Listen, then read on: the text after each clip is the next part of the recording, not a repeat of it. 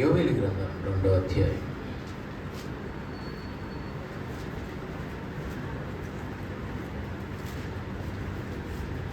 26వ వచనాన్ని చదువుకుందాం. యోవేలు గ్రంథం 2వ అధ్యాయం 26వ వచనం.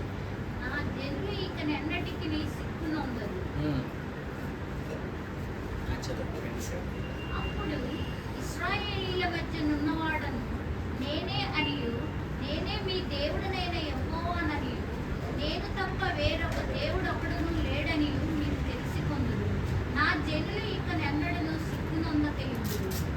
సో ఇక్కడ మనకు దేవుడు ఒక వాగ్దానం చేస్తున్నాడు. నా జనులు ఇక ఎన్నడూను సిగ్గు. ఇంగ్లీష్ బైబిల్లో మనం ఈ విధంగా చూస్తాం, మై పీపుల్ అనే పదాన్ని అక్కడ మనం చదువుతాం. సో ఇక్కడ ఈ వాగ్దానం మరి అందరికీ సంబంధించింది కాదని నేను అనుకుంటున్నాను. ఎందుకంటే ఎప్పుడు ఆయన మన జీవితంలో కార్యం చేస్తాడు అంటే మనము ఆయన జనులుగా మారాలి. సో కనబడిందిలే వాగ్దానం అని చెప్పేసి అది నాకే అని అనుకుంటే కాదు, కానీ ఆయన జనులుగా మనము మారాలి. ఆయన జనులు అంటే ఆయన కుమారుడిగా, ఆయన కుమార్తెగా మారాలి. ఒక వెలుగు సంబంధిగా మనం జీవించాలి. దేవుని సంబంధిగా మనం బ్రతకాలి. మనం ఇంకా లోక సంబంధులుగా జీవిస్తూ, ఇంకా మనం చీకటి సంబంధులుగా జీవిస్తూ, అంధకార క్రియల్లో పాలివారమై ఉంటూ మనం ఆయన జనులమని మనము ఫీల్ అయితే కుదరదు. ఆయన జనులను దేవుడు ఎప్పటికీ సిగ్గుపడనిచ్చే దేవుడు కాదు. అందుకే కీర్తనాకారుడు రాస్తున్నాడు చూడండి, 25:2-3, 25 కీర్తన 2-3. నా దేవా, నీ యందు నమ్మిక ఉంచి ఉన్నాను, నన్ను సిగ్గుపడనీయకుము. నా శత్రువులను నన్ను గూర్చి ఉత్సహింపనీయకుము. నీ కొరకు కనిపెట్టి వారిలో ఎవడునూ సిగ్గునొందడు. హేతువు లేకుండానే ద్రోహం చేయువారు సిగ్గునొందురు. చూసారా, ఇక్కడ దావీదు అంటున్నాడు, నా దేవా నీ యందు నమ్మిక ఉంచి ఉన్నాను, నన్ను సిగ్గుపడనీయకుము. దేవుడు తన యందు నమ్మిక ఉంచిన వారిని సిగ్గుపడనిచ్చే దేవుడు కాదండి. అయితే నమ్మిక ఉంచడం అంటే అండి ఏదో ఊరక జస్ట్ నమ్మడం కాదు. ఎలాంటి పరిస్థితుల్లో నమ్మకం ఉంచాలంటే ఒక వాక్యం గుర్తు చేస్తాను మీకు. అపోస్తుల కార్యాల్లో 27వ అధ్యాయంలో పాల్ గారు మాట్లాడుతూ ఒక మాట అన్నారు. అపోస్తుల్లో 27వ అధ్యాయం 25వ వచనం నమ్మకం గురించి మాట్లాడుతూ ఆయన ఒక మాట అంటాడు. కాబట్టి అయ్యలారా, ధైర్యము తెచ్చుకొనుడి. నాతో దూత చెప్పిన ప్రకారము జరుగునని నేను దేవుని నమ్ముచున్నాను. చూసారా, నేను దేవుణ్ణి నమ్ముచున్నాను. అది జనరల్గా ఆయన ఇచ్చినటువంటి స్టేట్మెంట్ కాదు. అది ఏ పరిస్థితుల్లో ఆయన ఆ మాట అన్నాడో మనం అర్థం చేసుకోవాలి. ఆ 27వ అధ్యాయాన్ని మనం చూస్తే ఎలాంటి పరిస్థితుల్లో పౌలు ఆ మాట చెప్పాడంటే, మీరు 19, 20, 21 వర్సెస్ చదివినప్పుడు, అపోస్తుల 27వ అధ్యాయం 19, 20, 21 చదివినప్పుడు, కొన్ని దినములు సూర్యుడైనను నక్షత్రములైనను కనబడక పెద్ద గాలి మా మీద కొట్టినందున ప్రాణములతో తప్పించుకుందామన్న ఆశ బొత్తిగా పోయిన. ఎలాంటి పరిస్థితుల్లో ఉన్నారంటే పౌలు తనతో ఉన్న ప్రయాణికులు ప్రాణాలతో తప్పించుకుంటామన్న ఆశ బొత్తిగా పోయి, అంటే బతికి బయటపడతామన్న ఆశ టోటల్గా వాళ్ళ లైఫ్ మీద వాళ్ళకి లేదు. ఎందుకంటే కొన్ని రోజుల వరకు సూర్యుడు నక్షత్రాలు కనబడలేదంట. అంత పెద్ద గాలి నడి సముద్రంలో వారి మీద కొడుతూ ఉంది. అంత పెద్ద తుఫానులో వాళ్ళు చిక్కుకుపోయి ఉన్నారు. మీకు అర్థమేంటి చెప్పాలంటే, సూర్యుడు నక్షత్రాలు కనబడలేదంటే అర్థం ఏంటి? సూర్యుడు ఎప్పుడు వస్తాడు? పగలు. నక్షత్రాలు ఎప్పుడు కనపడతాయి? రాత్రి. అంటే అది పగలో రాత్రో కూడా వాళ్ళకి తెలియట్లా. అంతగా తుఫానులో వాళ్ళు చిక్కుకుపోయి ఓడ తల్లక్రిందులు అయిపోతూ ఉంది. ఓడలో ఉన్న సామాగ్రి, సరుకులు, ఎవ్రీథింగ్ మొత్తాన్ని పడేశారు. ఎంతో నష్టము. ప్రాణాలతో బయటపడితే చాలు అని అన్నిటినీ పారేసారు. ఇక ఎలాంటి పరిస్థితికి దిగజారిందంటే వాళ్ళ స్థితి, వాళ్ళ జీవిత నావ ఎలాంటి స్థితికి వెళ్ళిపోయిందంటే, ఇక ప్రాణాలతో తప్పించుకుంటామన్న ఆశ కూడా పోయినా అలాంటి డిప్రెషన్ టైంలో, అలాంటి కృంగి ఉన్న స్థితిలో అద్భుతంగా దేవుడు మాట్లాడుతున్నాడండి. చూడండి ఏమని మాట్లాడుతున్నాడు. నిజంగా ఒక్క మాట చాలండి, దేవుని మాట మనలను బ్రతికించడానికి. ఒక్క మాట చాలు, దేవుని మాట మనల్ని బలపరచడానికి. అంత భయంకరమైనటువంటి శ్రమలో చిక్కుకుపోయి తల్లక్రిందులవుతున్న సమయంలో దేవుడు మాట్లాడుతున్నాడు. 23 నేను ఎవని వాడనో, ఎవరిని సేవించుచున్నానో ఆ దేవుని దూత గడిచిన రాత్రి నా యొద్ద నిలిచి, పౌలా భయపడకుము, నీవు కైసరు ఎదుట నిలవవలసి ఉన్నది. ఇదిగో నీతో కూడా ఓడలో ప్రయాణమైపోవచ్చున్న వారందరినీ దేవుడు నీకు అనుగ్రహించి ఉన్నాడని నాతో చెప్పాను. సో ఇక్కడ మీకు ఒక ధైర్యాన్ని కలిగించే మాట చెప్పబోతున్నా. ఏంటంటే అది, నువ్వు కైసరు ఎదుట నిలవవలసి ఉన్నది అని దేవుడు మాట్లాడాడు. కైసరు ఎదుట నువ్వు నిలబడాలి. ఇంకొక మాట ఇదే అపోస్తుల కార్యాల్లో ఇంకొక మాట అంటాడు. 23:11 దేవుడు మాట్లాడుతూ పౌలుతో, 23:11 ఇది చాలా మనల్ని ధైర్యపరుస్తుంది. కొంచెం జాగ్రత్తగా వినండి. ఆ రాత్రి ప్రభువు అతని యొద్ద నిలుచుండి, ధైర్యముగా ఉండుము, యెరూషలేములో నన్ను గూర్చి నీవేలాగు సాక్ష్యం ఇచ్చితివో అలాగున రోమాలో కూడా సాక్ష్యం ఇయ్యవలసి ఉన్నదని చెప్పాడు. సో ఇక్కడ దేవుడు అతని యొద్ద నిలుచుండి, ఆ రాత్రి దేవుడు చెప్తున్నమాట, ధైర్యంగా ఉండు. ఏమన్నాడండి? ధైర్యంగా ఉండు. యెరూషలేములో నన్ను గూర్చి నీవెలాగు సాక్ష్యం ఇచ్చితివో అలాగున రోమాలో కూడా సాక్ష్యమియ్యవలసి ఉన్నది. అంటే యెరూషలేములో దేవుని కొరకు ఎలా సాక్షిగా ఆయన నిలబడ్డాడో, వాడబడ్డాడో, రోమాలో కూడా దేవుని కొరకు సాక్ష్యం ఇవ్వవలసి ఉన్నది అనేది దేవుని యొక్క సంకల్పం. రోమాలో ఆయన్ని సాక్షిగా దేవుడు వాడుకోవాలని అనుకుంటున్నాడు. రోమాలో ఒక సాక్షిగా నిలబెట్టాలని పౌలుని దేవుని యొక్క సంకల్పం. ఇప్పుడు ఈయన షిప్లో ప్రయాణం చేసి వెళ్తుంది ఎక్కడికి? రోమా పట్టణానికి కదా. ఎందుకంటే ఇక్కడ ఉన్నటువంటి ఆ యొక్క కోర్టులో ఆయన విజయం పొందాడు. ఆయన మీద ఎన్నో నేరాలు మోపారు, కానీ ఎవరు ప్రూవ్ చేయలేకపోయారు. అందుకని కేసు కొట్టేసింది కోర్టు.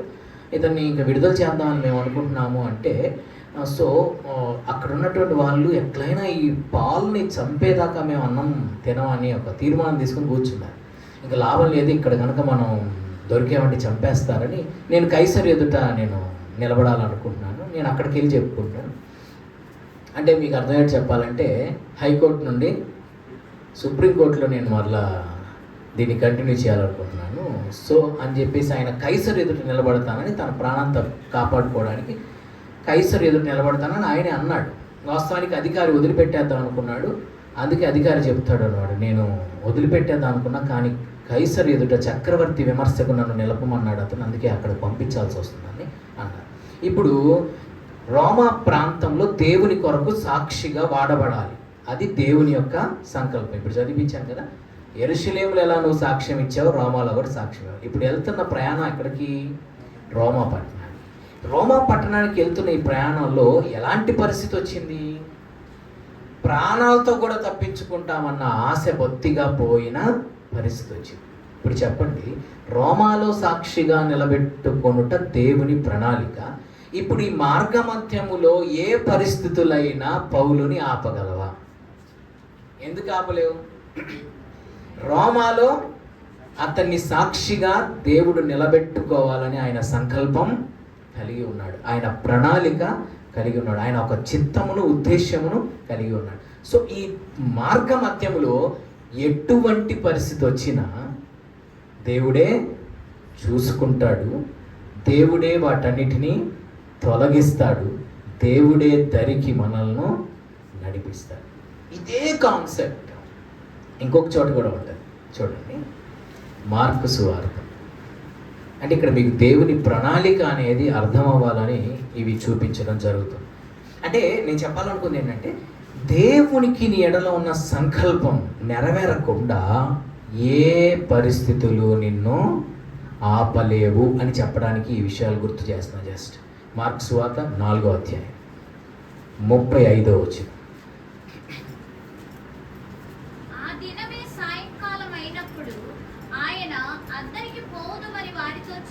జస్ట్ గుర్తుపెట్టుకున్న పదం జీసస్ చెప్తున్నాడు, అద్దరికి వెళ్దాం. ఏమన్నాడండి ప్రభు? అద్దరికి అంటే అటువైపు, ఆ దరికి వెళ్దాం అన్నాడు. ఓకే, ఇదంతా మనకు తెలిసింది ఇక్కడ చదివించట్లా. అద్దరికి వెళ్దామని చెప్పింది ఎవరు? మన ప్రభు అయిన యేసుక్రీస్తు. చెప్పిన తర్వాత ఏం జరిగిందంటే 37 అప్పుడు చిన్న దోణి మీదికి ఏ తుఫాన్ వచ్చింది చూడండి, కావాలంటే 35-36లో ఉంటుంది. ఆయనను ఉన్న పాటున చిన్న దోణిలో తీసుకొని పోయి, ఆయన వెంబడి మరికొన్ని దోణిలు వచ్చిన అప్పుడు పెద్ద తుఫాన్. పైన వచనంలో చిన్న దోణి అని ఉంటుంది, కింది వచనంలో పెద్ద తుఫాన్. దోణి ఏమో చిన్నది, దాని మీదకి వచ్చిన తుఫాన్ ఏమో పెద్దది. సమ్టైమ్స్ మన లైఫ్లో కూడా ఇలాంటివి జరుగుతుంటాయి. చిన్న దోణి వంటి మన జీవితం మీదకి పెద్ద తుఫాన్లు వస్తాయి. వాటిని మనమైతే తట్టుకోలేము, వాటిని మనమైతే ఫేస్ చేయలేము. ఇక ప్రభువు లేచి ఆయన ఇన్వాల్వ్ అయ్యి ఆయన వాటిని అణచివేస్తే తప్ప దానిపై మన విజయాన్ని పొందలేము. అలాంటి పెద్ద తుఫానులు కొన్నిసార్లు మన జీవితంలో ఎదురవుతాయి. అయినా డు నాట్ వర్రీ, స్టార్టింగ్లోనే చెప్పాడు ఏమని? అద్దరికి మనం వెళ్దాం, అద్దరికి వెళ్దామని ఆయన చెప్పాడు. అంటే ఈ మార్గ మధ్యంలో ఎన్ని తుఫానులు వచ్చినా అద్దరికి మనల్ని చేర్చే బాధ్యత దేవునిది. ఆ దరికి మనల్ని తీసుకెళ్లే బాధ్యత దేవుడు. ఎందుకంటే మాట ఇచ్చింది ఎవరు? మాట తప్పని సర్వశక్తి గల దేవుడు. అద్దరికి వెళ్దామని చెప్పాడు. సరే, తుఫాను వచ్చింది. ఎలాంటి పరిస్థితులు అంటే చూడండి, పెద్ద తుఫాను రేగి ఆయన ఉన్న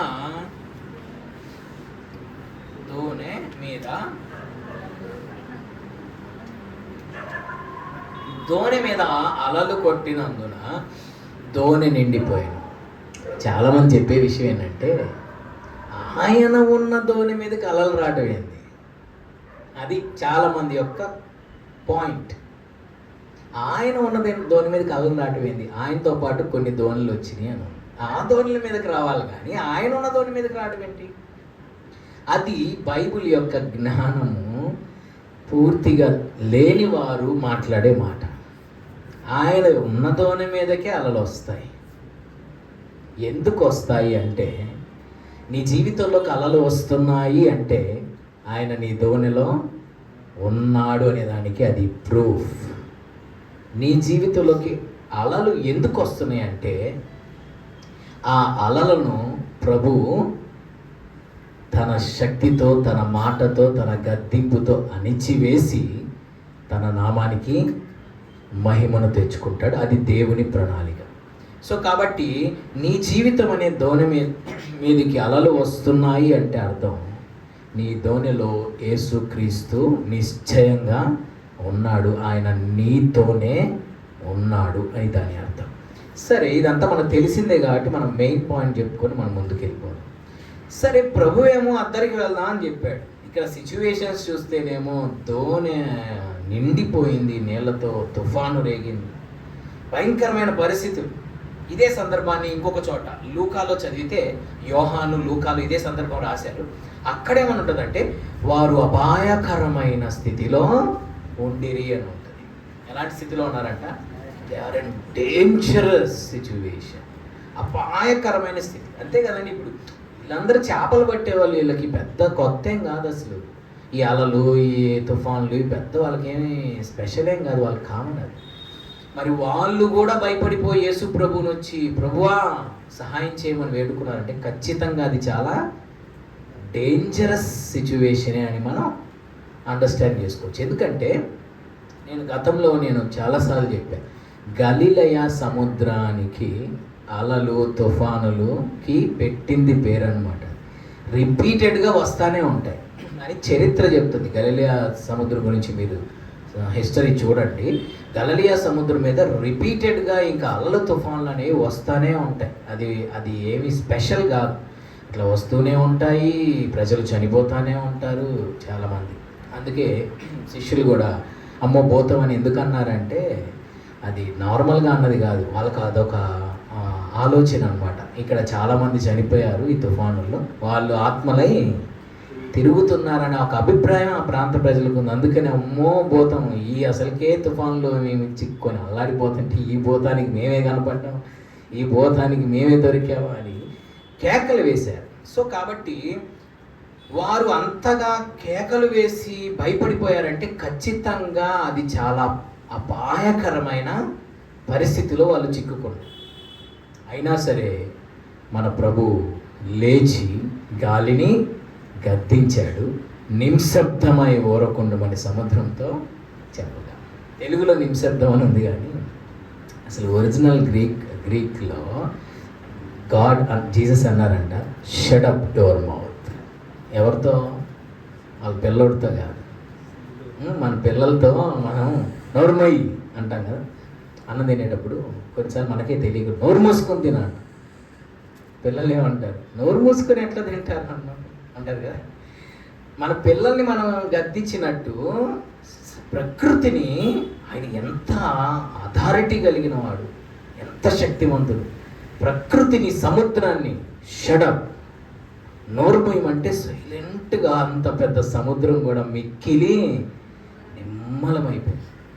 ఈ మాట మనల్ని ఎలా ఆదరిస్తుందంటే, మన జీవితంలో లేచిన తుఫానులను కేవలం ఒకే ఒక్క గద్దింపుతో అణచగలిగిన శక్తి గలవాడు మనం ఆరాధిస్తున్న యేసు. సరే, మొత్తం మీద ఫైనల్లీ ఏం జరిగింది? వారు దరికి చేరి. చూడండి, ఒక మంచి మాట. అసలు మీరు నమ్మాలే కానీ ఇది నిజంగా జరిగిందని నేను నమ్ముతున్నానండి. నిజంగా జరిగిందని నేను నమ్ముతున్నాను. ఏంటంటే అది ఇలానే యేసు ప్రభు బయలుదేరి వెళ్తూ ఉంటారు. జాన్ చాప్టర్ 6లో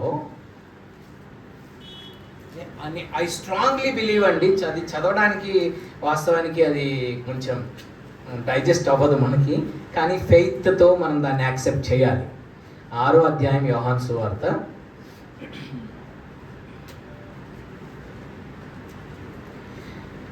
21వ వచనం. కనుక ఆయనను దోణి మీద ఎక్కించుకొనుటకు వారు ఇష్టపడిరి. వెంటనే ఆ దోణి వారు వెళ్ళుచున్న ప్రదేశమునకు చేరెను. చూసారా? వెంటనే ఆ దోణి వారు వెళ్ళుచున్న ప్రదేశమునకు చేరారు. మీరు అనుకుంటారేమో అది ఇట్లా ట్రాన్స్లేట్ అలా చేశారేమో, అలా రాశారేమో. యేసు ప్రభు ఎక్కంగానే నడి సముద్రంలో ఉన్న దోణి ఎక్కడికి వెళ్ళిపోయిందంట? వెంటనే వారు వెళ్ళుచున్న ప్రదేశమునకు చేరారు. సో ఇది స్ట్రాంగ్గా నేను నమ్ముతున్నాను, అది నిజంగా జరిగింది. ఎందుకంటే మన ప్రభువుకి అసాధ్యమైంది ఏది ఏదో అక్కడ ఏదో ట్రాన్స్లేషన్ మిస్టేక్ కాదండి. వెంటనే యేసు ప్రభు ఎప్పుడైతే దోణి మీద ఆయన్ను ఎక్కించుకొనుటకు వాళ్ళు ఇష్టపడ్డారో, ఇందా చదివిందేమో జీసస్ దోణిలో ఉన్నప్పుడు సందర్భం, ఇది జీసస్ దోణిలో లేనప్పుడు జరిగిన సన్నివేశం. సో ఎనీవే, ఇక్కడ నేను చెప్పాలనుకుంది ఏంటంటే, యేసయ్యను దోణి మీద ఎప్పుడైతే వాళ్ళు ఎక్కించుకోవడానికి ఇష్టపడ్డారో, జీసస్కి ఛాన్స్ ఇచ్చారో, జీసస్ చేతులకు ఆ సమస్యను అప్పగించారు. వెంటనే ఆ దోణి వారు వెలుచున్న ప్రదేశమునకు వెంటనే ఇమ్మీడియట్లీ చేరింది. సో కాబట్టి ఈ రోజున మనలను అద్దరికి ఆయన చేర్చాలనేది ఆయన యొక్క సంకల్పమై ఉన్నది. మధ్యలో ఎలాంటి తుఫానులు వచ్చినా, అపాయకరమైన పరిస్థితిలో వచ్చినా, ఇవేవి అద్దరికి నిన్ను చేర్చాలన్న దేవుని ప్రణాళికను ఆపజాలవు. అద్దరికి నిన్ను తీసుకువెళ్తానని యేసయ్య ఇచ్చిన మాటను, ఆయన సంకల్పాన్ని ఈ మధ్యలో వస్తున్న తుఫానులు ఏవి ఆపలేవు. ఇక్కడ రోమా గురించి కూడా అదే దేవుడు ఇస్తున్న మాట. ఏమన్నాడండి? యెరూషలేములో ఎలా సాక్ష్యం ఇచ్చావో రోమాలో కూడా సాక్ష్యం ఇవ్వాలి.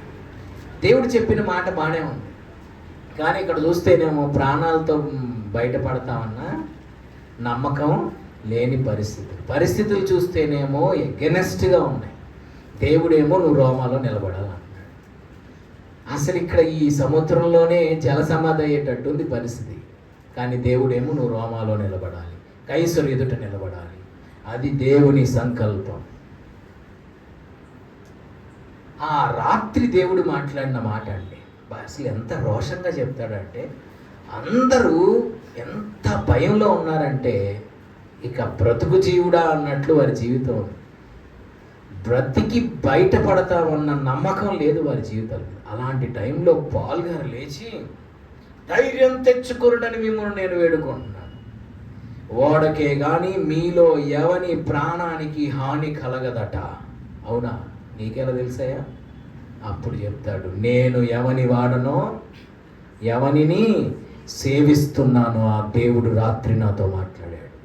మీ తల వెంట్రుకల్లో ఒక్కటి కూడా నశించదని దేవుడు చెప్పమన్నాడు అని చెప్పినప్పుడు ఆ మాట చూడండి ఎంత అద్భుతంగా ఉండదు. 33 అపోస్తలులు 27:33-34లో లాస్ట్ లైన్స్లో మీరు చూస్తే, మీలో ఎవని నుండి, ఎవని తల నుండి ఒక వెంట్రుక అయినను నశింపదని చెప్పుచు. చూడండి అపోస్తలులు 27:33-34. దేవుడు చెప్తున్నాడు, మీ తలలో ఒక్క వెంట్రుక కూడా నశించదట. పరిస్థితులు చూస్తేనేమో ఇంత ప్రతికూలంగా ఉన్నాయి, దేవుని వాగ్దానం చూస్తేనేమో నీ తలలో ఒక్క వెంట్రుక కూడా నశించదు. సరే, ఆ మాట దేవుడు మాట్లాడిన తర్వాత అయినా పరిస్థితులు చక్కబడ్డాయా? కొంచెం ముందుకు చదివితే 2 ప్రవాహాలు కలిసే చోట ఓడ చిక్కుకొని అమరము కూరుక్కుపోయి అమరం బద్దలై ఓడ ముక్కలైపోయింది. అని దేవుడు ఎంత గొప్పవాడంటే 44th వర్స్ చెప్తుంది, కడమ వారిలో కొందరు పలకల మీదను కొందరు ఓడ చెక్కల మీదను పోవాలని ఆజ్ఞాపించెను. ఈలాగు అందరూ తప్పించుకొని దరి చేరిరి. అది మన మెయిన్ కాన్సెప్ట్ ఏంటంటే, దరికి చేరారా చేరలేదా. అది దేవుడు ఏమన్నాడు? దరికి చేరుస్తాను, మీ తల వెంట్రుకల్లో ఒక్కటి కూడా నశించదు, మీ ప్రాణమునకు హాని కలగదు, దేవుడు చెప్పమంటున్నాడు అని ధైర్యంగా చెప్పాడు. నిజంగా నాకు తెలిసి పాల్ గారు కూడా పాపం దేవుడు మాట్లాడే ముందు వరకు ఆయన కూడా కృంగిపోయిన స్థితిలోనే ఉంటాడు. మనిషే కదండి ఆయన కూడా చాలా డిప్రెషన్లో ఉంటాడు. ఏంటి పరిస్థితి, ఎలా అసలు గమ్యానికి చేరతానా నేను లేదన్నంత భయంలోనే ఉంటాడు. ఎప్పుడైతే దేవుడు మాట్లాడాడో ఎక్కడ లేని ధైర్యం ఆయనకి వచ్చేసింది. ఎంత ధైర్యం అంటే తను ధైర్యపరచబడమే కాదు, ఓడలో ఉన్న వారందరినీ ధైర్యపరిచేంతగా దేవుడు అతన్ని బలపరిచాడు. దేవుడు మనల్ని బలపరిస్తే మనం ధైర్యపరచబడమే కాదు, అనేకులను ధైర్యపరిచే వ్యక్తులుగా దేవుడు మనల్ని వాడుకుంటాడు. సరే, మొత్తం మీద అద్దరికి అందరూ తప్పించుకొని వెళ్ళిపోయారు. కానీ అసలు ఓడంట ఆ దెబ్బకు అమరం బద్దలైపోసాగిందంట.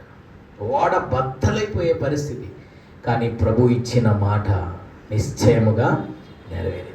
సరే, ఈ టాపిక్లోకి నేను ఎందుకు వచ్చానంటే, అక్కడ ఒక మాట అన్నాడు 25th, నేను దేవుణ్ణి నమ్ముచున్నాను. అసలు ఎంత కష్టం అండి ఆ మాట చెప్పడం. పరిస్థితులు ఏమో ఇంత ప్రతికూలంగా ఉంటే ఏనంటాడు, నేను దేవుణ్ణి నమ్ముచున్నాను. ఏం నమ్ముతున్నాడంట? నాతో దేవుడు చెప్పినట్లు జరిగిద్దని నేను నమ్ముతున్నాను. అసలు నమ్మడానికి అసలు అక్కడ పరిస్థితులు ఏమన్నా అనుకూలంగా ఉన్నాయా? ఎట్లా ఉన్నాయి చెప్పండి? ప్రాణాలతో తప్పించుకుంటామన్న ఆశే పూర్తిగా కోల్పోయిన స్థితి. సూర్యుడు నక్షత్రాలు కనబడట్లా, అంతగా తుఫానులో చిక్కుకుపోయిన పరిస్థితిలో ఈయన స్ట్రాంగ్గా చెప్తున్న మాట, నేను దేవుణ్ణి నమ్ముచున్నాను. ఏమని? దేవుడు ఏదైతే చెప్పాడో, మీ ప్రాణమునకు హాని కలగదు, మీ తల వెంట్రుకల్లో ఒక్కటి కూడా నశించదు, మిమ్మల్ని క్షేమముగా నేను అందరికీ చేరుస్తానని దేవుడు చెప్పిన ఆ మాటను పరిస్థితులన్నీ ప్రతికూలంగా ఉన్నా సరే, ప్రాణాలతో బయటపడతానన్న నమ్మకం, ఆశ పూర్తిగా కోల్పోయిన స్థితిలో ఉన్నా సరే, నేను దేవుణ్ణి నమ్ముతున్నా, నా దేవుడు చెయ్యగలడు.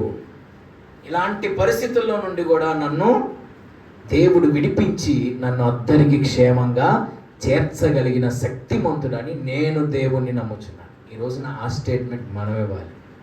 నీ పరిస్థితులు ఎంత ప్రతికూలంగా ఉన్నా సరే, దేవుడు నీ జీవితంలో ఇచ్చిన మాట, వాగ్దానం ఖచ్చితంగా దేవుడు నెరవేర్చబోతున్నాడని దృఢంగా పౌలు వలె నీవు కూడా నమ్మగలగాలి.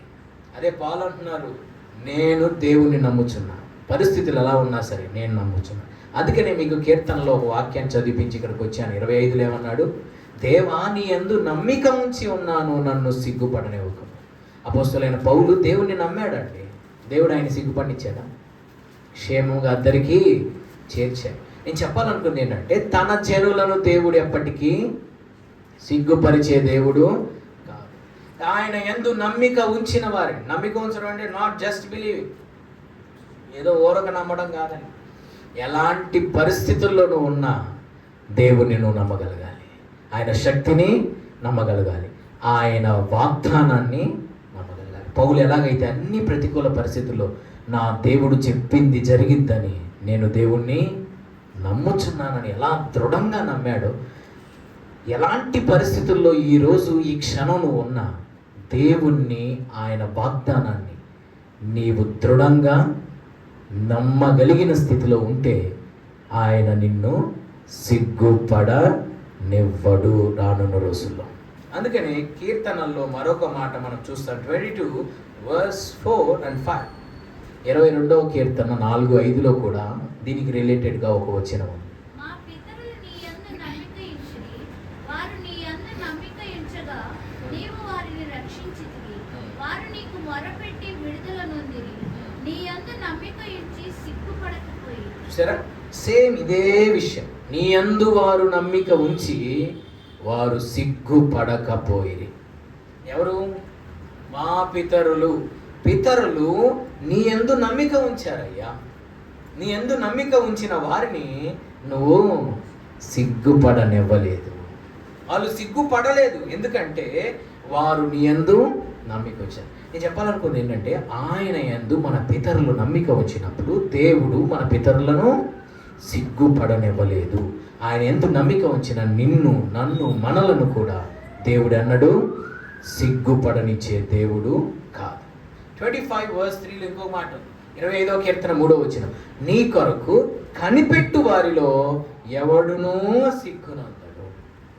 చూడండి, ఎవడును అన్నాడు అంటే దాని అర్థం, ఇప్పుడు ఇక్కడ ఒక 100 మంది ఉన్నారు అనుకో, ఈ 100 మంది దేవుని కోసం కనిపెడుతున్నారు అనుకో, ఆయన కృప కొరకు, ఆయన కార్యం కొరకు, ఏదో ప్రేయర్కి ఆన్సర్ కొరకు కనిపెట్టుకొని ఉన్నారు.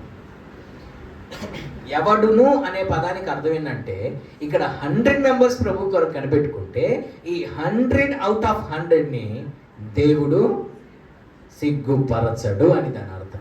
ఎవడును సిగ్గునందడు అంటే ఆయన కొరకు కనిపెట్టుకున్న వాళ్ళలో ఈవెన్ ఏ సింగిల్ పర్సన్ని కూడా దేవుడు సిగ్గుపడనిచ్చేవాడు కాదు. ప్రతి ఒక్కరి జీవితంలో దేవుడు గొప్ప కార్యం జరిగిస్తాడు.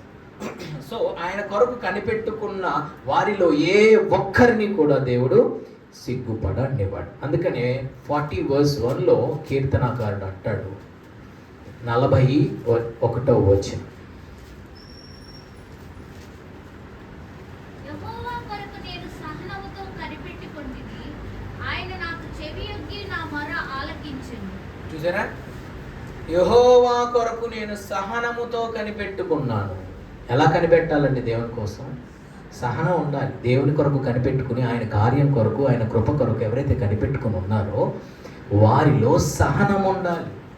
I waited patiently for the lord అన్నాడు. పేషెంట్లీ, సహనముతో కనిపెట్టుకున్నాను. Okay, what next? దేవుడు నన్ను సిగ్గుపరిచాడు అని రాశాడు. ఏం రాశాడండి? దేవుడు నన్ను సిగ్గుపరిచాడు. ఇంత సహనంతో కనిపెట్టుకొని ఉంటే ఆయన నన్ను సిగ్గుపరిచాడు అని రాశాడా? ఏమని రాశాడు తెలుసా? సహనంతో కనిపెట్టుకున్నాడు. ఏం జరిగిందో తెలుసా? ఆయన నా ప్రార్థన ఆలకించాడు, నాకు చెవి యొగ్గి నా మొరను విన్నాడు. అంటే ఆయన కొరకు సహనంతో కనిపెట్టుకున్న వాళ్ళ మొరను దేవుడు తప్పక వింటాడు. ఇది సహనముతో మనం ఆయన కొరకు కనిపెట్టుకోవాలి. మరి నాకు తెలిసి మరి ఆయన సెకండ్ వర్డ్స్ ప్రకారము నాశనకరమైన గుంటలో నుండి, జిగటగల దొంగ ఊపిలో నుండి పైకి రావాలని ఏమన్నా కనిపెట్టుకున్నాడేమో మరి. అందుకే అక్కడ అంటున్నాడు సాంగ్లో, నాశనకరమైన గుంటలో నుండి, జిగటగల దొంగ ఊపిలో నుండి ఆయన నన్ను పైకి లేపాడు. అంటే నాకు తెలిసి దీనికోసం ఆయన ఏమైనా మొరపెట్టాడేమో. దేవా, నేనున్న ఈ నాశనకరమైన గుంటలో నుండి, జిగటగల దొంగ ఊబి నుండి బయటికి రాలేకపోతున్నానయ్యా, నా వల్ల కావట్లేదు, నన్ను లేవనెత్తు అని దేవుడి సన్నిధిలో ఎంతో కాలం కనిపెట్టి మొరపెట్టి ఉంటాడు. సో మొత్తం మీద దేవుడు ఆయన ప్రార్థనకు ఆన్సర్ ఇచ్చాడు. దేవుడి కొరకు కనిపెట్టినటువంటి దావీదు జీవితంలో దేవుడు ఆయన మొరను ఆలకించి ఎలా ఆయన్ని పైకి లేవనెత్తాడో, ఖచ్చితంగా ఆయన కొరకు కనిపెట్టుకున్న నీ జీవితంలో కూడా నీ మొరను ఒకరోజు ఆలకిస్తాడు. నిన్ను కూడా పైకి లేవనెత్తే దేవుడై ఉన్నాడు. ఆయన దేవుని కొరకు కనిపెట్టుకొని కృపను పొందుకున్నాడు కదా, మనకు కూడా ఆయన ఏమని మరి భరోసా ఇస్తున్నాడో చూడండి. కీర్తనలు 27 verse 13 and 14. 27వ కీర్తన 13-14. సజీవుల దేశమున నేను యెహోవా దయను పొందుదునన్న నమ్మకము నాకు లేని ఎడల నేనేమవుదును? యెహోవా కొరకు కనిపెట్టుకొని ఉండుము, ధైర్యము తెచ్చుకొని నీ హృదయమును నిబ్బరముగా నుంచుకొనుము, యెహోవా కొరకు కనిపెట్టుకొని ఉండుము. సో ఇక్కడేమన్నాడంటే, దేవుని కొరకు కనిపెట్టుకొని ఉండు. ఎలాగో తెలుసా అండి?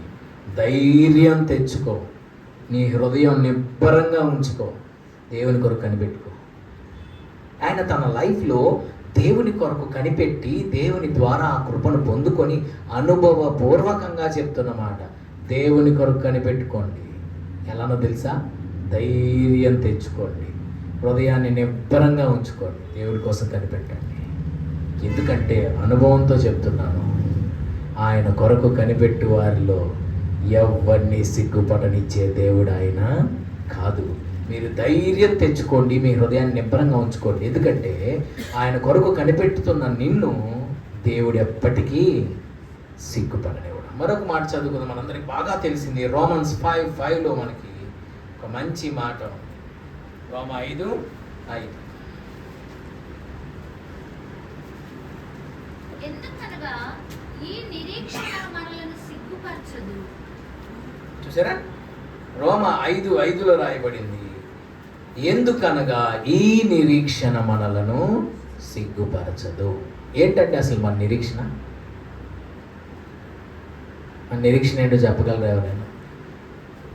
అది కూడా మీరే చెప్పండి అంటారు. చిన్నగా అయినా చెప్పండి. ఏంటి అసలు మన నిరీక్షణ? నిత్య జీవం స్వతంత్రించుకోవాలి. బైబిల్ బేస్గా చెప్పాలంటే 1 John chapter 3లో ఉంటుంది, వాట్ ఈజ్ అవర్ హోప్. అసలు ఏంటి మన నిరీక్షణ? యోహాన్ రాసిన మొదటి పత్రిక 3వ అధ్యాయము 2వ వచనంలో, ప్రియులారా, ఇప్పుడు మనము దేవుని పిల్లలమై ఉన్నాము, మనం ఇక ఏమవుతామో అది ఇంకా ప్రత్యక్షపరచబడలేదు కానీ ఆయన ప్రత్యక్షమైనప్పుడు ఆయన ఉన్నట్లుగానే ఆయనను చూతుము గనుక ఆయనను పోలియుందుమని ఎరుగుదుము. ఆయన యందు ఈ నిరీక్షణ పెట్టుకున్న ప్రతివాడును ఆయన పవిత్రుడై ఉన్నట్టుగా రీతిగా నన్ను పవిత్రునిగా చేసుకున్నాడు. సరే, ఆయన యందు ఈ నిరీక్షణ పెట్టుకొనిన ప్రతి వాడు ఇలా ఉండాలి. ఏ నిరీక్షణ? ఈ నిరీక్షణ అన్నమాట. అదే ఏ నిరీక్షణ పైన వచ్చింది సెకండ్. ప్రియులారా, మొత్తం కాదు కానీ అక్క, లాస్ట్ 3 లైన్స్. ఆయన ప్రత్యక్షమైనప్పుడు ఆయన ఉన్నట్లుగానే ఆయన ఎలా అయితే ఉన్నాడో అలానే మనం ఆయన్ని చూడబోతున్నాం. Then what happen? ఆయనను పోలి ఉండబోతున్నాం. ఎప్పుడైతే మధ్యాకాశంలో యేసయ్య ప్రత్యక్షం అవుతాడో ఆయన ఉన్నట్లుగానే ఆయన్ని మనం చూడబోతున్నాం. చూసిన తక్షణమే ఏం జరుగుతుందంటే కనురెప్పపాటు సమయంలో మనం ఆయన పోలికలోకి మారిపోతాం. అదే కదా ఇక్కడ రాస్తున్నాడు, ఆయనను పోలి ఉందుము. ఇది మన యొక్క హోప్. రేపు యేసుక్రీస్తు మధ్యాకాశంలో ప్రత్యక్షమవుతారు. ఆయన్ని మనం కన్నులారా చూస్తాము. ఆయనను చూసిన మరుక్షణమే మనము ఆయన పోలికలోనికి కనురెప్ప పాటు సమయంలో, కనురెప్ప కొట్టుకునే అంత టైమే మనం ఆయన పోలికలకు మార్పు చెందడానికి ఎంత టైం పడుతుంది? కనురెప్ప. ఎక్కడ ఉంటుందండి ఈ మాట? కనురెప్ప అలా ఒక సెకండ్. 1 Corinthians 15 చాప్టర్లో, కొరింథీ మొదటి పత్రిక 15వ అధ్యాయంలో ఈ మాటను మనం చూస్తాం. 15వ అధ్యాయం 51వ వచనం. 1551 బాగా గుర్తుపెట్టుకోవచ్చు, మర్చిపోమాకండి. 1551 1 Corinthians 1551. ఈసారి ఎప్పుడైనా రెప్పపాటున అంటే వెంటనే చెప్పాలి, రెప్పపాటులో చెప్పాలి. మొత్తం ఆదికాండం ప్రకటన దాకా ఎదగమాకండి. 1551. ఇదిగో మీకు ఒక మర్మము తెలుపుచున్నాను. ఓ, మర్మము తెలుపుచున్నాను. మనమందరము నిద్రించుము గాని నిమిషములో ఒక రెప్పపాటున కడబూరం రోగగానే మనమందరము మార్పు పొందుదుము. చూసారా? కడబూరం రోగగానే ఒక రెప్పపాటు సమయమేనండి మనమందరము మార్పు పొందుతాం. బూరం రోగును అప్పుడు మృతులు అక్షయులుగా లేపబడుదురు, మనము మార్పు పొందుదుము. దెన్ క్షయమైన ఈ శరీరం అక్షయతను ధరించుకొనవలసి ఉన్నది, మధ్యమైన ఈ శరీరం అమధ్యతను ధరించుకొనవలసి ఉన్నది. చూసారా? రెప్పపాటు సమయంలో మనం అందరం మార్పు చెందబోదు. మరి ఉంది కదండి, మాట్లాడుకుంటేనే ఆలోచిస్తేనే రెప్పపాటు సమయంలోనే మనం అంతా వేసే పోలికలోకి తొందరగా వస్తే బాగుంది కదండి. కష్టాలు పడలేకపోతున్నాను కదా, తొందరగా అదేదో తొందరగా వచ్చేస్తే బాగుంటుందని అనిపిస్తుంది. సో ఆయన ఎందుకు ఈ నిరీక్షణ పెట్టుకొనినటువంటి ప్రతి వారు గుర్తుపెట్టుకోవాల్సిన విషయం, ఈ నిరీక్షణ మనలను సిగ్గుపరచదు. ఖచ్చితంగా ఒక రోజు రాబోతుంది, ఆయన ఉన్నట్లుగా ఆయన్ని మనం మధ్యాకాశంలో చూస్తాం. రెప్పపాటు సమయంలో ఆయన పోలికలకు మనం మారిపోతాం, ఆయన దగ్గరికి వెళ్ళిపోతాం. ఇక అంతకన్నా మించిన అది ఏమైనా కావాలి మనకి? దానికోసమే కదండి ఈ పాటలైనా, ఈ భజన అయినా, ఈ తప్పట్లైనా, ఈ భక్తి అయినా, ఇదంతా దేనికోసం? ఆయన దగ్గరికి వెళ్ళాలి. ఎట్లా వెళ్తాం? ఏమైనా ర్యాకెట్స్ ఏమైనా పెడతారా? ట్రాన్స్పోర్ట్ ఎలా వెళ్తాం చెప్తారా? ఏసీ దగ్గరికి ఎలా వెళ్తాం మధ్యాకాశానికి? మరి ఏదన్నా ట్రాన్స్పోర్ట్ ఉండాలి కదా. మేఘముల మీద మనము కొనిపోబడుదుము. ఎక్కడుందన్నమాట? థెస్సలోనియన్స్ 1 బుక్ 4th చాప్టర్లో 4వ అధ్యాయం. థెస్సలోనిక మొదటి పత్రిక 4వ అధ్యాయం 17వ వచనం. ఆ మీదట సజీవులపై నిలిచియుండు మనము వారితో కూడా ఏకముగా ప్రభువుని ఎదుర్కొనుటకు ఆకాశ మండలమునకు మేఘముల మీద కొనిపోబడుదుము. చూసారా? కాగా మనము సదాకాలము ప్రభువుతో కూడా ఉండుము. సదాకాలం ప్రభుతో కూడా ఉంది. ఎంత కంఫర్ట్ చేసే మాట అంటే ఇది. మీరు ఒక చిన్న వాక్యం గుర్తు చేస్తాను. ఇక్కడ ఏమన్నాడంటే మనము సదాకాలం ప్రభువుతో కూడా ఉంది. ఓకే, ఎక్కడ సంగతి ఇది? మనం సదాకాలం ఆయనతో ఉంటాం. జీసస్ క్రైస్ట్ చనిపోయి పునరుద్ధరణగా తిరిగి లేచిన తర్వాత శిష్యులతో ఒక మాట చెప్పాడు. మాథ్యూ 28 లాస్ట్ వర్స్లో ఉంటుంది, మత్తయి 28 ఆఖరి వచనంలో ఉంటుంది, ఐ థింక్ 18 or 20. అక్కడ ఏమని రాసి ఉంటుందంటే,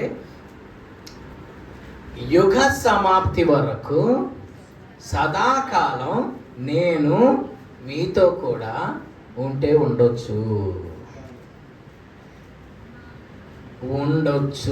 అన్నాడా, ఉంటాను అన్నాడా, ఉన్నాను అన్నాడా? ఆప్షన్ సెలెక్ట్ చేయండి, కరెక్ట్ ఆన్సర్ సెలెక్ట్ చేయండి. ఉండొచ్చు అన్నాడా, ఉంటాను అన్నాడా, ఉన్నాను అన్నాడా? ఉన్నా.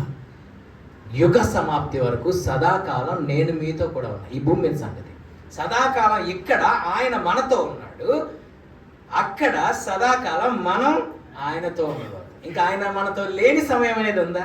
ఎందుకండి భయపడతారు? అసలు దేవుని సెలవు లేకుండా మన జీవితంలోకి ఏది రాదు, ఆయన చిత్తం లేకుండా మనకి ఏది కాదు. ఆయన మనతో లేని సమయం లేదు. ఇక్కడ ఆయన మనతో సదాకాలం ఉన్నాడు, అక్కడ మనం ఆయనతో సదాకాలం ఉంటాం. ఆకాశ మండలమునకు మేఘముల మీద కొనిపోబడు. ఒకతను ఏమన్నాడు తెలుసా, అసలు ఏందండి ఈ ప్రభు అన్ని ఎట్లా రాస్తాడేందండి బైబిల్లో, మేఘాల మీద ఎట్లా వెళ్తారండి? ఏంటండి మేఘం ఏంటి, మేఘం అంటే ఏంటి? అసలు ఒక ఆవిరి, నీటి ఆవిరి, దాని మీద ఎట్లా వెళ్తారండి? అసలు ఏంటండి ప్రభు చెప్పేదని ఇట్లానే ఉంటుంది. అంటే క్రిస్టియన్ కాదు, క్రిస్టియన్ వ్యతిరేక. సో దేవుడికి అసాధ్యమేమన్నా ఉందండి? అవసరమైతే ఆయన మనల్ని తీసుకెళ్ళగలిగిన కెపాసిటీ ఆ మేఘాలకు అప్పుడు ఇస్తాడు. ఆయనతో ఏదన్నా ఇంపాసిబుల్ ఉందా? దేవునితో ఏదన్నా ఇంపాసిబుల్ ఉందా? సో కాబట్టి మన లిమిటెడ్ నాలెడ్జ్తో గాడ్స్ అన్లిమిటెడ్ పవర్ని మనం అస్సలు ఎప్పటికీ మెజర్. ఆయన శక్తి అపరిమితమైన,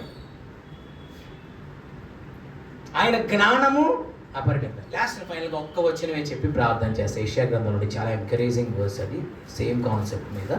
యెషయా గ్రంథం ఈ ఒక్క వచనం చెప్పి నా ప్రార్థనకి నడిపిస్తాను. 50వ అధ్యాయం యెషయా గ్రంథం 7వ వచనం. ప్రభువకు యెహోవా నాకు సహాయము చేయువాడు గనుక నేను సిగ్గుపడలేదు. నేను సిగ్గుపడనని ఎరిగి నా ముఖమును చెక్కుముక్కి రాతి వలె చేసుకుంటుంది. చాలా చాలా ఆదరించే మాట అండి ఇది. ఒక్కటి చెప్పి ఫాస్ట్గా నేను ముగిచ్చేస్తాను. ఇక్కడ ఏమన్నాడంటే, దేవుడు నాకు సహాయం చేసేవాడు కనుక నేను సిగ్గుపడలేదు. దేవుడు మన సహాయకుడుగా ఉంటే మన లైఫ్లో మనం ఎప్పుడూ సిగ్గుపరచబడము. ఆయన మనల్ని ఎప్పుడూ సిగ్గుపడనివ్వడు. ఓకే, ఇవరకు బాగానే ఉంది. తర్వాత అంటాడు, నేను సిగ్గుపడనని నాకు తెలుసు. నా దేవుడు నన్ను సిగ్గుపడనివ్వడు, నా దేవుడు నాకు అన్యాయం చెయ్యడు అని నాకు తెలుసు. అందుకని నేనేం చేశానంటే, నా ముఖాన్ని చెకుముకి రాయిలాగా నేను చేసుకున్నాను. చెకుముకి రాయి అంటే డైమండ్ అన్నమాట, లైక్ డైమండ్.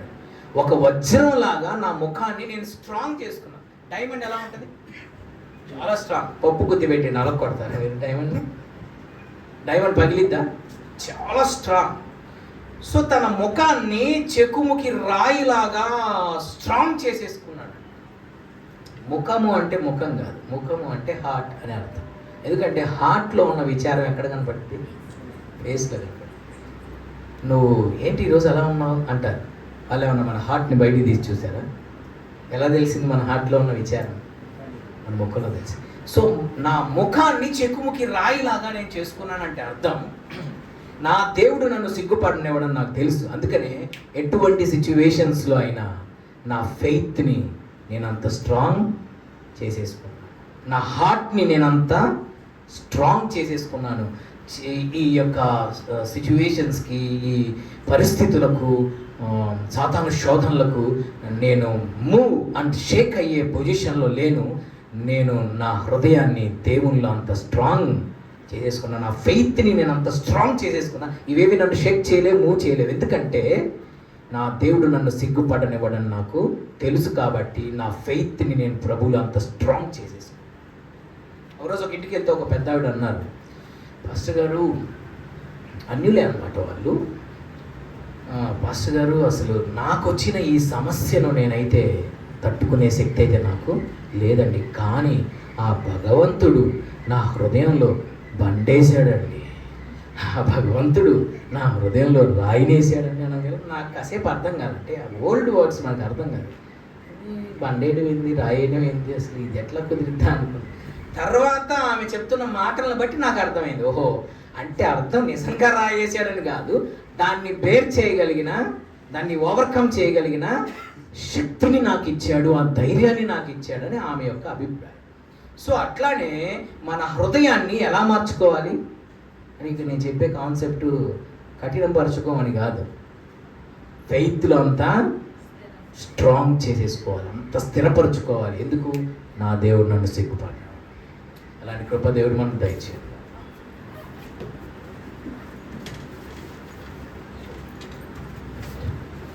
మహాపరిశుద్ధుడు అయిన ప్రేమగల తండ్రి, నీకు స్తోత్రం చెల్లిస్తున్నాం. ఒక చెక్కుముకి రాతి వలె మా హృదయాన్ని, మా విశ్వాసాన్ని మీరు మార్చమని వేడుకొనుచున్నాము దేవా. What ever the situations lord, what ever the circumstances lord, make us strong, make our faith strong like diamond Lord. చెక్కుముకి రాయి వలె మా విశ్వాసాన్ని మీరు స్ట్రాంగ్ చేయమని ప్రార్థన చేస్తున్నాను. ఎందుకంటే నీ జనులను సిగ్గుపడనిచ్చే దేవుడవు నీవు కానే కావు ప్రభు. ఈ నిరీక్షణ మమ్మల్ని సిగ్గుపరిచే నిరీక్షణ పొరపాటును కూడా కాదు. ఒకరోజు నిన్ను మేము చూస్తామయ్యా, నీ పోలికలకు మేము మారిపోతామయ్యా, మేఘాల మీద నీ అద్దకు కొనిపోబడతామయ్యా, నీతో సదాకాలం మేము ఉండబోతున్నామయ్యా. ఈ మాటల చేత మీరు ఒకరినొకరు ఆదరించుకునండి అని దశలోనిక పత్రికలు మీరు రాయించినట్టు ఈ రాత్రి మమ్మల్ని మీరు ఆదరించండి, మరొక్కసారి బలపరచండి. మా జీవితం అనే దోణి మీదకి వస్తున్న ఈ పెద్ద తుఫానులను అధిగమించి అద్దరికి చేరగలిగిన శక్తిని మాకు ఇవ్వండి. అద్దరికి మనం పోదము అన్న మీ స్వరమే అనుక్షణం మా చెవులలో మారు మ్రోగాలి. ఎలాంటి అపవాది యొక్క ఆలోచనలు, నెగిటివ్ థింకింగ్, అవిశ్వాసపు ఆలోచనలు, మమ్మల్ని డిప్రెస్ చేయడానికి, కృంగ తీయడానికి ప్రయత్నిస్తున్న అపవాది యొక్క కుయుక్తులన్నీ ఆ ఒక్క స్వరముతో, మీ మాటతో అనగా ద్రొక్కబడాలి. మీ మాటే మా చెవులలో మారు మ్రోగుతూ, మా హృదయంలో మారు మ్రోగుతూ ఉండాలి. అద్దరికి పోదము రండి. yes you are with us Lord. మీరు మాతో ఉన్నారు, అద్దరికి మమ్మల్ని చేర్చగలరు. ఎలాంటి పరిస్థితులు ఈ ప్రయాణంలో ఎదురైనా అద్దరికి చేర్చగలిగిన, నన్ను చేర్చగలిగిన శక్తిమంతుడవు నీవు దేవా. ఎస్ పాల్, నీవు యెరూషలేములో ఎలా సాక్ష్యం ఇచ్చావో రోమాలో కూడా సాక్ష్యం ఇయ్యవలసి ఉన్నదని రాత్రి దేవుడు నా యొద్ద నిలిచి నాతో చెప్పిన మాట. ఎస్, మార్గంలో ఎన్ని ఆటంకాలు వచ్చినా ప్రాణాలతో తప్పించుకుంటామన్న ఆశ బొత్తిగా పోయిన పరిస్థితులైనా అందరూ దరికి చేరిరి. That is the word from God. అవును తండ్రి, నీ ఒక్క మాట చాలు దేవా మమ్మల్ని బలపరచడానికి, మాకు ధైర్యంతో నింపడానికి దేవా. నీ మాటలు మాలో ఫలింపచేయండి. నీ యందు పౌలు గారు అన్నట్లు, నేను దేవుణ్ణి నమ్ముచున్నాను, దేవుడు చెప్పింది జరిగిద్దని నేను నమ్ముతున్నాను. పరిస్థితులు ఏవి నమ్మడానికి అనుకూలంగా లేవు, అన్ని ప్రతికూలంగా ఉన్నాయి, అయినా నేను దేవుణ్ణి నమ్ముచున్నాను, నా దేవుడు చేయగలడు. అటువంటి విశ్వాసం మాకు దయచి మమ్మల్ని ఎన్నడూ సిగ్గుపడనివ్వండి దేవుడవు ప్రభు. మీ మాటలు మాలో ఫలింపచేయండి. యేసు నామములో అడుగుచున్నాను తండ్రి, ఆమేన్.